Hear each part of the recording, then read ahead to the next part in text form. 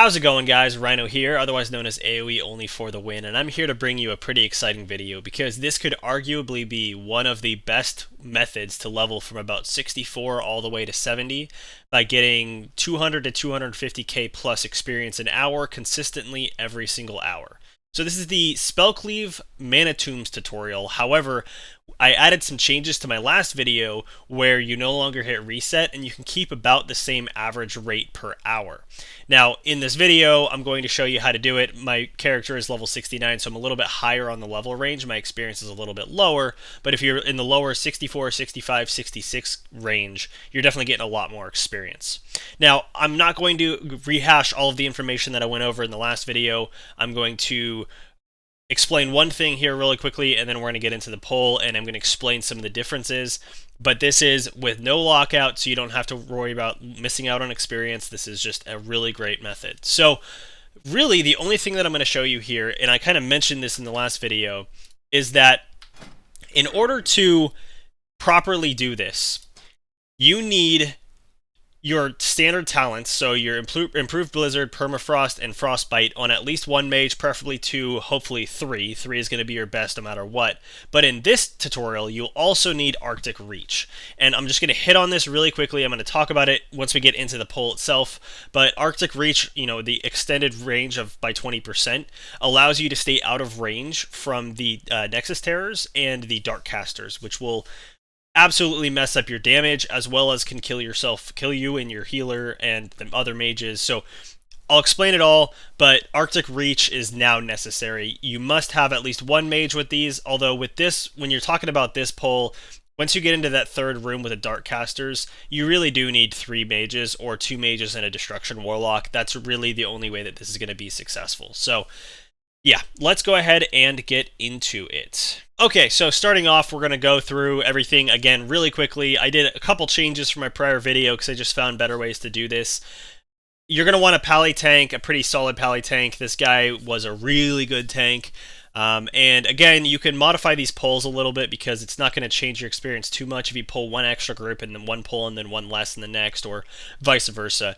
And typically the way that this works is the first pull is Paladin, second pull is Mage, third pull is Paladin, fourth pull is Mage, and then the rest of the pulls are all going to have to be the Paladin. And you're going to see that happen here. There is a way you can do one of the last pulls as a Mage, but it slows down the experience, so I don't recommend doing this. Here we have a Druid healer, but I do recommend a Priest healer. It definitely helps, especially for the slows. And so really quickly, just rehashing this, I'm going to run through this pretty quickly. Paladin's going to bubble pull the first 4 groups. The Paladin here actually wanted to get 5. Again, this is where it doesn't really matter because there's a group right around the corner there. He got them in this first pull, so they're not going to be included in the second pull. It really doesn't make a difference, and it's not going to affect your experience per hour. But you do want your Paladin to pull to the doorway here. Preferably a little bit outside of the doorway is generally where you want them to be, and once they get to that point, you hit them with Blizzard, and staying back a little ways is helpful to prevent charges and casting on the mages, but not a huge deal here either. So we're melting them down really quickly. This was a pretty solid group that I had. I think we could have done this even faster if we had a Priest healer, but our healer was really good, so it didn't matter. This pull is definitely a lot more difficult once you get to the third room, and you'll see that when we're going through it. So you're going to want to make sure you have a really solid tank, and probably, preferably show them this video so that they know how to do each of the pulls, especially once we get to that third room. The second pull is going to be done by one of your mages, who's simply going to Ice Barrier up. You don't really need it, but it's just some extra protection. You're going to want to pull those groups. Make sure you keep a note of the last video that I talked about in terms of pulling those groups in front of the boss, and then simply hit an ice block. I like to wait a couple seconds to let the mobs convene on me and possibly burn one of their charges, but yeah, that's essentially all you have to do. Pull and then ice block. And here, what was actually really helpful is, I didn't even think about this, one of my party members asked about the cancel ice block blink nova macro, so I'm going to be pulling that up here in a second. It's helpful for getting out of the ice block. It's not a necessity, but the problem is that if you're in a group, so I'm going to show it here. If you're in a group of them and your ice block is expiring, and you go to cancel it when a bunch of them happen to be frozen from the other mage's casting, then they can hit you and they can actually kill you pretty quickly. So it's safer to use this show tooltip, blink, cancel aura, ice block, and then cast blink. I have that as my blink just by default because it works as a regular blink, but it also will cancel ice block, so you just spam it, and that's how you can get out of it. That pull, super easy. You know, just keep mobbing them with your ice block and getting them down pretty quickly. Those two pulls are definitely the easiest ones in the dungeon. The third pull coming up here, as mentioned in the last video, is a little bit more challenging. Probably it's the most challenging of the first 4 pulls, but it's still very doable. The part that I really struggle with is explaining this pull to paladins through text. And so that's part of why I wanted to make this video, is hopefully people in the future, when they're wanting to level, they can just send this video to their paladin and say, hey, look at the third pull, and then they can go and look at this. So the way that you're going to do this is you're going to want to bubble pull again as a paladin, and you're going to be pulling the group that's closest here, as well as the patrol behind them, and then there's 2 groups to the left, as mentioned in the prior video. You're going to see them all pulled here. So our paladin just runs forward, gets stunned there, so he goes ahead and bubbles. He's going to pull the patrol there, and then there's the group here on the left, and then the group further back right there, and he got them all. Very simple, very straightforward.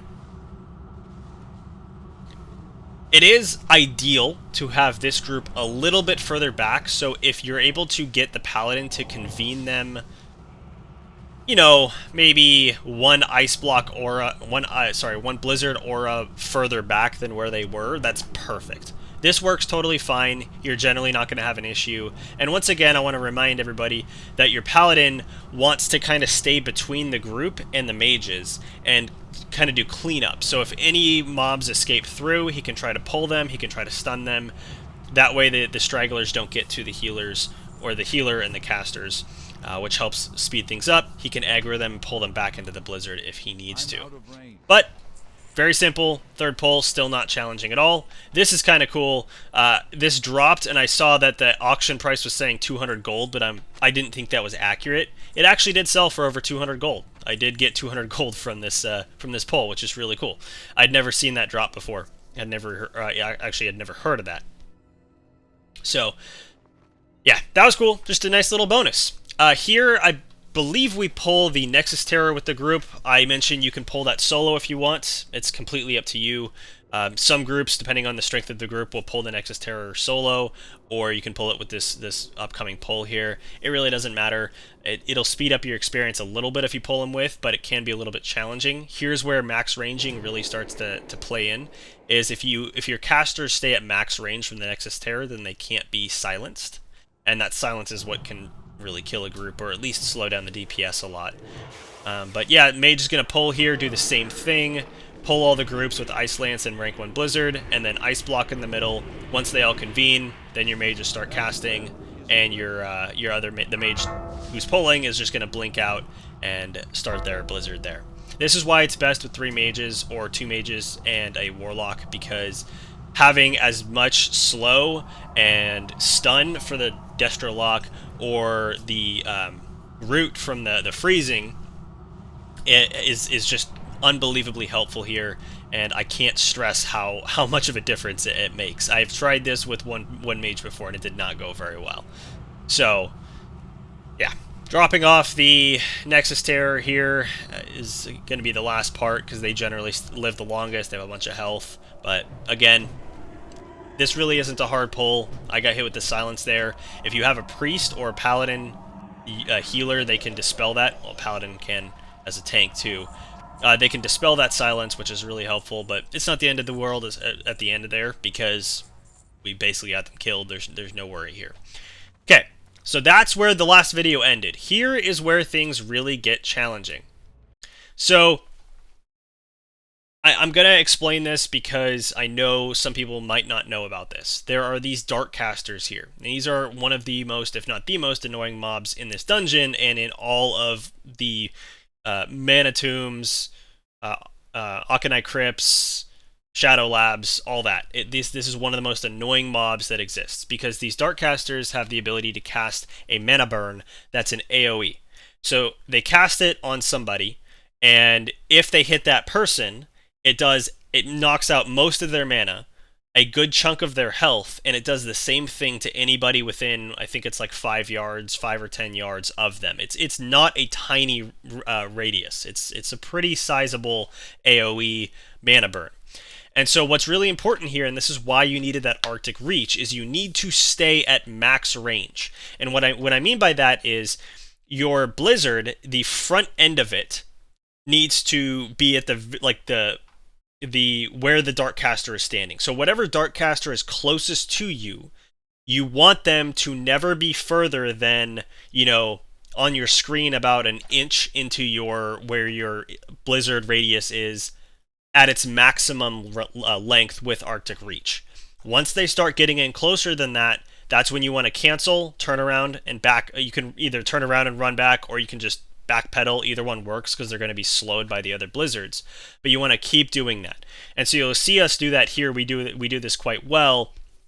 We start pulling them back. We keep backpedaling with each blizzard. And so you see us just staying at absolutely max range. The healer wants to do that as well, because the healer will be targeted. However, what the healer can do is the healer can break line of sight. So for example, if we're pulling in this hallway, the healer can come over here and break line of sight around the wall, and that's all that matters. You just have to make sure that you're checking for any dark casters and see if they're casting on you. Your paladin is going to be out of mana for most of this room. It sucks, and I'm sorry to tell you, this room sucks for a paladin. So just be aware of that. The only other thing that I want to mention is paladins, you have to be really careful. A lot of paladins that I've taught to do this, they like to go in, do the pull, and then they like to backpedal, and some of them like to run back to the casters for this part, and that opens them up to being targeted by the mana burn, which then will hit the mages and the healer, which can kill you pretty quick. If you get hit by one mana burn, you usually can recover with consumables, but anything past that, you're looking at complete mana loss and oftentimes killing at least one party member, and then it just becomes way, way, way, way more difficult. So paladins, I recommend staying pretty far away from your casters as best you can, at least halfway between the mobs and them, and preferably closer, but doing the same thing, kind of looking for stragglers. So here on the first pole, what you're going to do is there's a group here, there's a patrol behind them, there's a Nexus Terror separate patrol behind them, and then there's a group behind that. So in total, 4 groups. I believe here we pull all 4, but this is one where you are able to pull everything but the Nexus Terror if you time it well, and so you can pull the groups and then kill the Nexus Terror separately. I don't recommend doing that. I recommend including the Nexus Terror here simply because you're already planning to be at max range, so you're not really going to be contending with that silence very much anyway, as long as you're able to safely stay at max range. I don't know why I always have mages who struggle to stay at max range, so just be aware this is a very, very important part. So yeah, here I'm telling the mage to stay at max range, and then yeah, basically just keep backing up or turning around. I am doing dual box mage here, so it's a little bit different. If you're doing just a single mage, it's really easy. Just monitor them. And one thing that I like to do, a little tip, is I like to target whatever the closest dark caster is. You can even create a macro / target dark caster, which will target the closest dark caster and allow you to just, if you press that, it'll be the closest one at any time, because here I think we have pull 3 or 4 of them, and yeah, that'll allow you to monitor whoever's closest and see if they start casting. If they are at max range and they start or they get just close enough, they start casting, and you back up a couple steps, it won't hit you, even though they're casting it. You're fine. Just make sure you do back up if they are casting on you. But yeah, so he's going to pull through here. He's going to pull all of the groups. We're going to move up, and this is what I mean. So here, my Blizzard is at max range. It is as far out as it'll go. My cursor is higher, and so I'm going to try to get just barely, like right here is the maximum that I want to allow the dark casters to come into that radius. And then as soon as they start getting closer, I target the closest one. Here I let them get but quite a bit closer than I should have. But there, I backed up, and I targeted the very front end of the Blizzard on those dark casters to really make sure that they're a safe distance away from me. Here I start backpedaling on that one mage, move the other one back. Unfortunately, I believe Wiz got hit by a mana burn there. which luckily didn't hit my mages, but it did hit the healer, and so the healer lost some mana, but again, you usually can survive 1 mana burn. There, unfortunately, the healer also got silenced, but it's okay. They survive. We get down to the Nexus Terror here and just melt them down. Definitely a lot more difficult than the prior polls, especially if your tank doesn't know what they're doing or your casters don't know what they're doing, because you can actively sabotage the group by being closer. I've had multiple mages that I was teaching this to or that joined my groups that would stand just right in the middle. And if they're close enough, not only are they going to die, but they're also allowing you guys to get hit by the mana burns as well, which will slow things down and make things just so much worse. You will wipe if you get hit by multiple mana burns at that point. Okay, so moving on to the next poll. There are 2 ways you can do this. If you have a very, very strong group, bunch of high levels, and you're looking to maximize your experience, you can pull everything. The important thing to note if you do that, well, actually, the important thing to note regardless, is you have to keep in mind line of sight. So there's this hill here, which blocks line of sight over here, and there's these casket tomb things here and here. There's walls over here, that will cause line of sight issues. And so the mages need to be able to have line of sight to the maximum range for the casters. So the ultimate best way to do this poll is right here, making sure that the paladin starts things right here where my cursor is. That way you can back up. The hill here is low enough that you're just able to stay at max range the entire time. But I'll occasionally have paladins that'll pull over to the right, which makes things tougher because not only do you have to back up, but you have to move to the side too. It makes things a lot more difficult.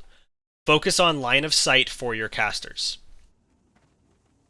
It also is a lot easier if your paladin starts on the right side, not doing what he did there, but going around the right side first, because you see we break line of sight here. And so I'm struggling to find a good point. I can't hit them. I can't do anything. This is where we had a little bit of an issue. We were able to recover though. He also pulled the mana worms, which also have a mana burn. Or the mana leeches, which also have a mana burn, which is kind of funny. But yeah, once we were able to get line of sight, then I start doing max range and I start backing up. This is not what you want to do here. This is what you don't want to do. If he had done the same thing but gone around to the right and then pulled to the middle, it would have been much safer. And after this run, we did that, and it was a lot better for us. This is where I made note of the line of sight to the paladin. He did a fantastic job. Just that pull, he did pull to an area that was not great for this pull, but that's okay. And then he decides to do it in 2 pulls. 2 pulls is the safer way to do it, and doing so, that's what I recommend for most groups. Killing those mobs there, you can get this extra group back here, but you also can do it in another pull, pulling this group, the Nexus Terror, and then there's one more group to the left, and that's the end of the pull. So here he is pulling the last few groups.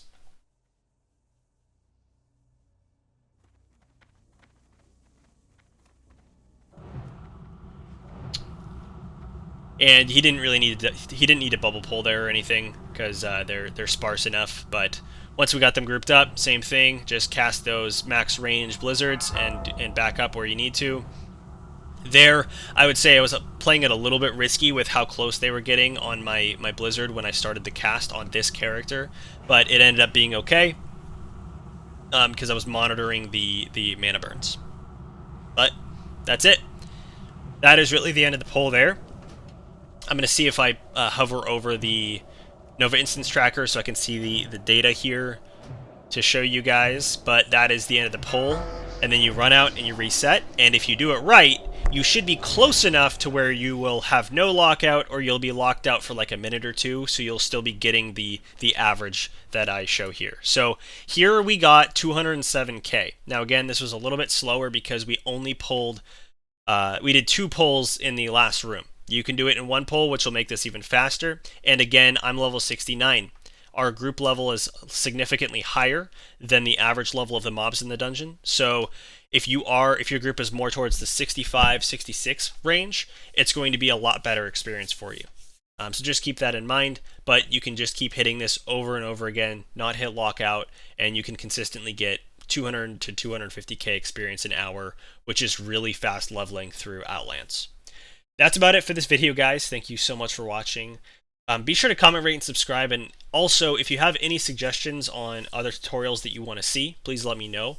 I'm curious if I haven't heard of any good tutorials out there in terms of like dungeon boosting or anything like that. So if you hear anything, let me know. Other than that, guys, I really appreciate the support, and I hope this works out well for you. Peace out.